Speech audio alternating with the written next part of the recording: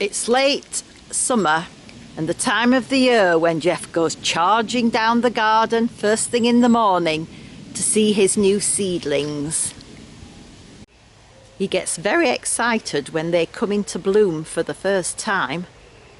He calls them his babies. Don't think he was quite as excited to see his human babies, especially when they were being noisy. We've had 2 heat waves this summer and there's been a lot of watering to do. In the main, Heather's been watering all our tubs.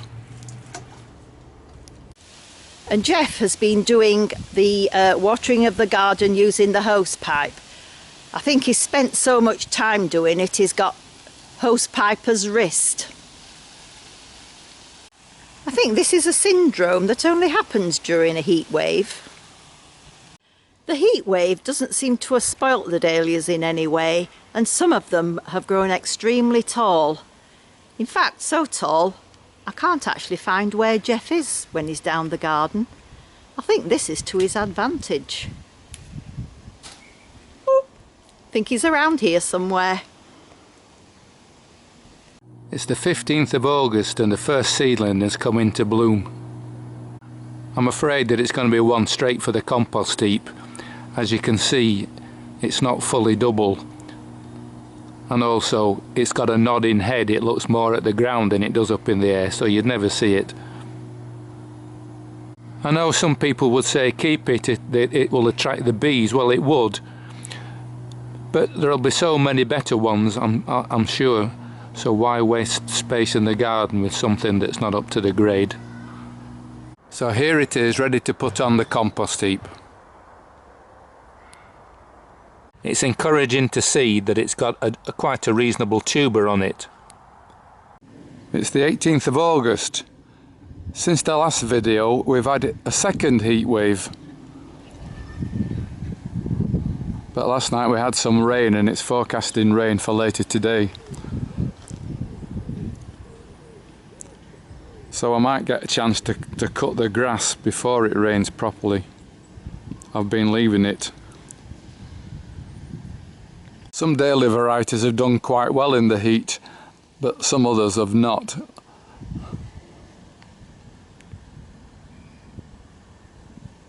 For some reason, a lot of the orange ones have faded. This fully pink one has suddenly become two-tone. Unfortunately, while the heat wave was on, I took my eye off the ball and I've now found that some of the dahlias have got red spider mite.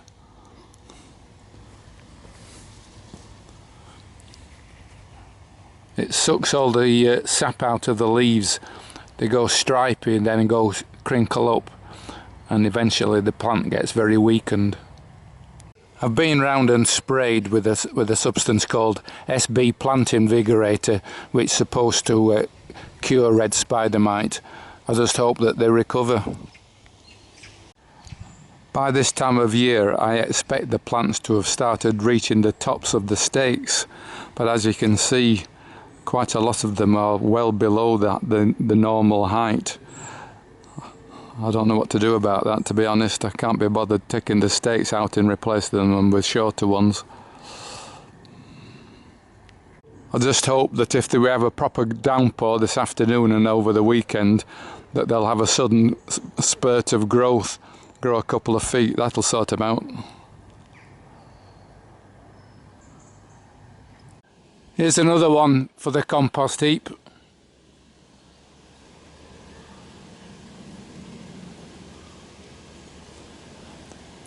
I don't think anybody could persuade me that that one was worth keeping. At last, here's a decent little dahlia. This one's definitely going to be kept. It's a little semi-cactus. I think that one looks really nice. And this one's just come out too. Fully cactus. Not quite sure about the formation, but I'll certainly hang on to it and see how it goes next year. Unfortunately, the next day I came out and found out that it had gone open-centered.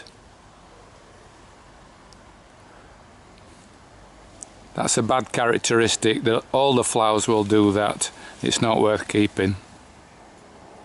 Now you might remember in the last video I showed you a seedling that had very thick stems, and I said that I was very confident that it would be open scented and rubbish.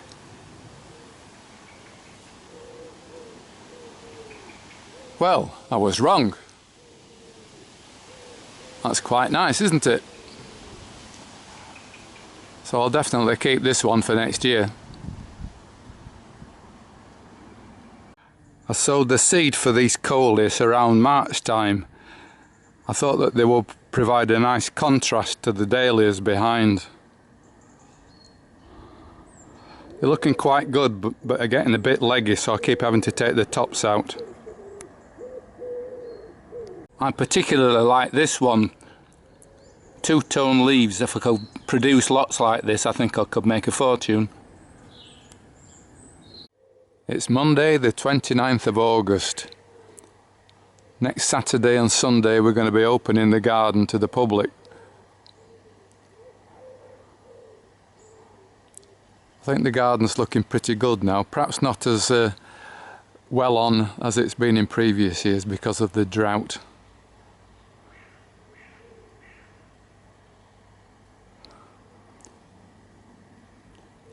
But I think that people will be quite happy with what they see. Of course, having had a drought throughout the summer, it's almost bound to rain when the weekend when people are coming. Saturday the 3rd of September, the first day of our open weekend. The sun's not out, but the clouds aren't too bad, so I'm hopeful we'll get at least some dry spells during the day. After a lot of hose piping because we've had no rain, I think the garden doesn't look too bad, do you?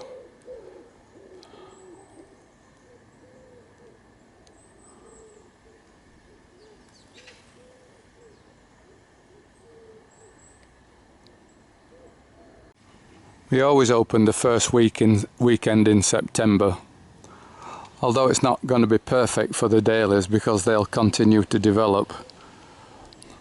Some of the other bedding plants will start to go back now, so I would imagine that this busy lizard display is as good as it's going to get. I think that this little seedling is looking very promising. Very nice form.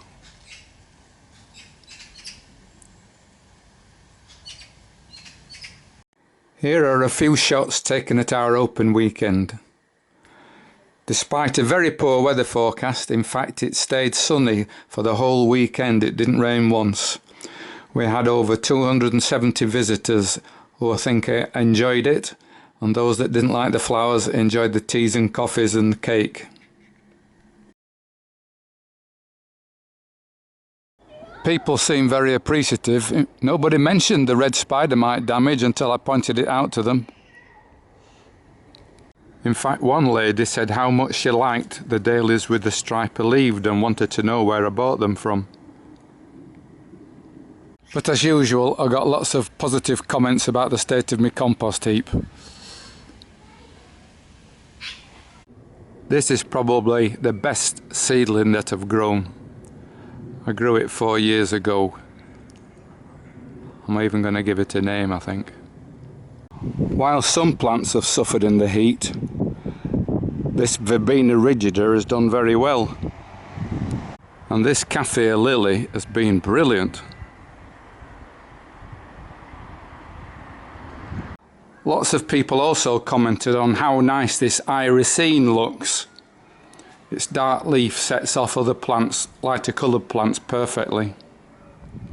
So I've taken lots of cuttings of that. I'll try to overwinter them on the windowsill in the porch, so that next year I'll have a lot more. Note to self, next year don't bother planting fuchsias into the borders. They get swamped. This one's only had 1 or 2 flowers, it doesn't get enough light. Another note to self, though my blue-yellow combination has worked quite well, these yellow Rudbeckia goldstem don't like the heat.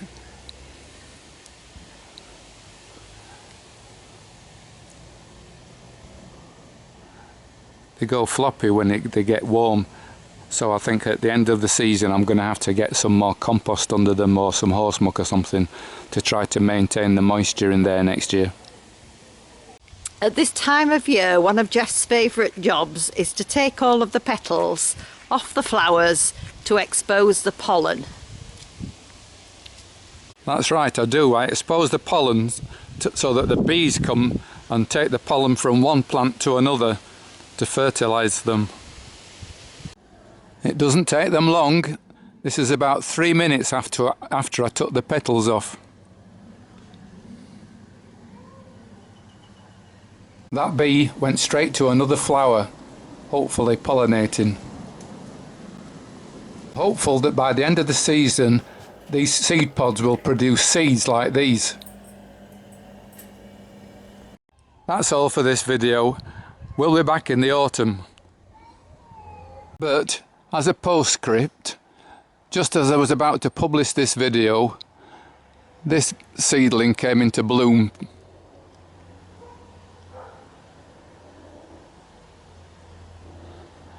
Now, is that nice, or is that very nice? It's got lovely colour. The petals reflex up right round the back. It's got a very sturdy stem. And the bloom is at an angle of about 45 degrees, which is what you're aiming for.